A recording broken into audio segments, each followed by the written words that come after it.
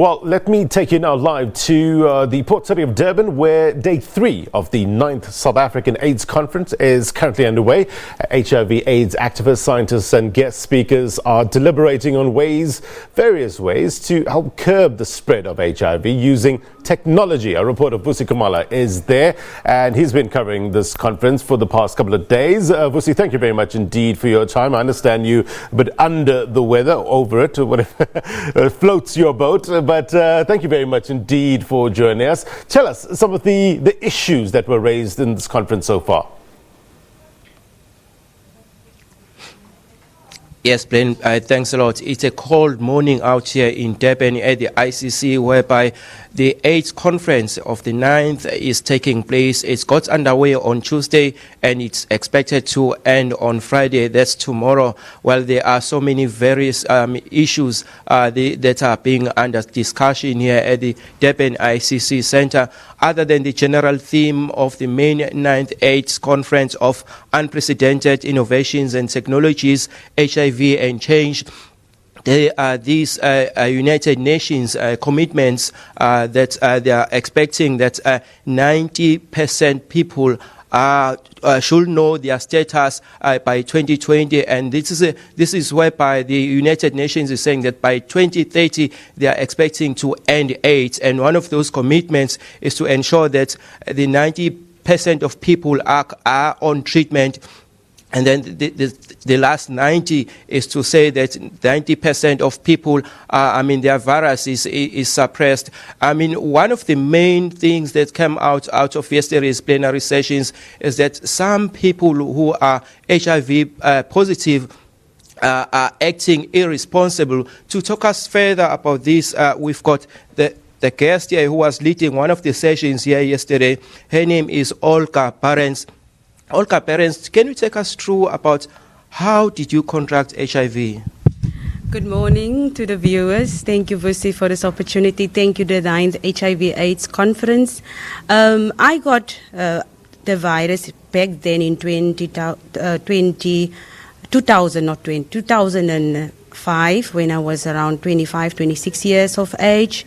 Infected through a partner of mine, my then fiance, and also happened to be the pastor of the church. Later on, I found out that he infected not only me, but most of the young women in church. The youngest lady was 14 years then, that time. But what I feel like we are still so far with this. There's still so much that needs to be done in terms of HIV/AIDS. Stigma is still real. People are still very stigmatized towards us. I still remember back then in 2006 working for this specific company where I worked as a system administrator. People was very stigmatic, especially my supervisor when I disclosed to her. Next morning when I went back to work, my chair was marked, my mug was marked. The ladies, there was 2 ladies that I was sharing the chairs in the office with, they refused to use the same toilet as mine. I don't know whether people is still doing that to their colleagues. But what I also experience is at the workplace, people shy away from speaking about HIV/AIDS. They will rather make it a gossip than speak about it in the open and to save the people. What I do to make this thing open, and what the minister is also addressing in his speech the other day, saying people must start speaking openly about it and speak more about it. So what I do, my initiative is I receive my ARVs at my workplace at the front desk, and I open it right there so people can see this is real. We are using ARVs, and ARVs is the drug that keeps you alive. And it's because of ARVs that I have a fully suppressed viral load that keeps me alive for, it's almost 15 years being HIV positive now. My husband is still negative. My children is still negative. Because of a suppressed viral load, the chances is very rare that you can infect your partner or your husband or the next person. So it does work. I'm also looking forward to the new vaccine type of ARVs that's in the pipeline that one of the professors from United Nations spoke about yesterday. I'm really looking forward because I can just give all my thanks to ARV. It is really the one treatment that's working and that keeps me alive and keeps me healthy the way I am still. And I'm living a full life. Yes, you've told us that you've suffered a great deal of discrimination at your workplace. How did you come on top of the situation? That one was when people discriminate against you, it's really hard to get over it. At one stage, I totally resigned. I left that job. I was even unemployed for about 2 months. But I saw that sitting back and saying nothing and thinking about committing suicide, it's not going to end and you're not doing any justice to society. I got up and I felt like, why don't fight this thing back? As much as I receive so many discrimination from so many, I'm still even receiving discrimination, especially from certain in-laws of mine. But for me, it's not about the people discriminating against you, because those same people that discriminate against you, I'm sure they still don't even know their status. So get up and fight for those, because what saddens me is still some family members is dying, still people is dying, and I still believe by the saying, you either infected or affected. Yeah, you told me earlier on about the motivational work that you do, even on your Facebook page. Tell us about the work that you do, campaigns and other, as a sort of raising awareness on AIDS-related matters.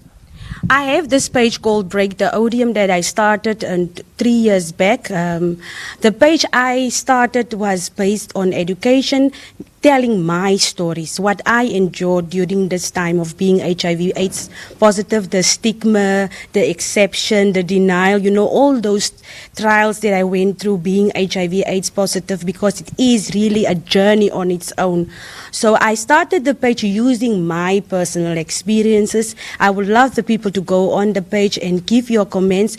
Through the page, most of the people usually inbox me, but through the page, there's so many young people that inbox me that I know that I saved their life. So many that came back with positive feedback and say, wow, Olga, I wish my sister can just follow your page. I wish my sister could just see what you're doing and not giving up on life, because most, especially the young people, is totally at the stage where they gave up because they don't want to disclose. I'm also was also invited as Mrs. Bloemfontein now lately, and I gladly accept the offer, because it also gives me a platform to represent the HIV/AIDS women, especially the young women, to say that it doesn't matter if you're HIV/AIDS positive, means that you can't enter any form of competition, because you're still beautiful, you're still human, you're still entitled to live a full life. If you're beautiful and you can represent, why not?